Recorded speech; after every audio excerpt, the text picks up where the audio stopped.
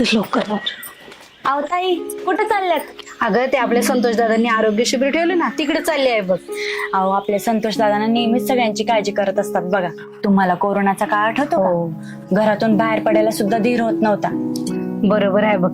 दादांनी त्यावेळेस जे केलं ते मनात घर करून बसले बघ. खरंय तुमचं. संतोष दादांनी घराघरामध्ये जाऊन रोगप्रतिकार क्षमता वाढवण्यासाठी आर्सेनिकच्या गोळ्या वाटल्या. इतकंच नाही तर आजूबाजूच्या परिसरात सरकारी कार्यालय, शाळा आणि धार्मिक स्थळांमध्ये सॅनिटायझर आणि त्याच्या स्टँडचं वाटप केलं.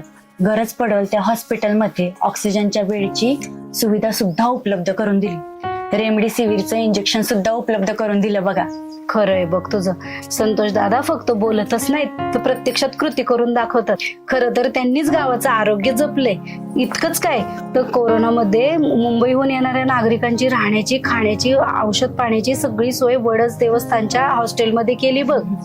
म्हणूनच तर लोक म्हणतात संतोष दादा यांनी समाजातील प्रत्येक माणसाला साथ दिली आणि आता त्यांच्या येणाऱ्या काळात आपण संतोष दादा यांना साथ द्यायची. आपल्या वाईट वेळेत धावून येणारे आपले फक्त संतोष दादाच आहे बघ.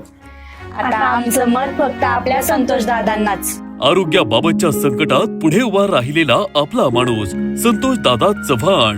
म्हणूनच धनुष्यबाण चिन्हासमोरील बटन दाबा आणि संतोष दादा चव्हाण यांना प्रचंड बहुमताने विजयी करा.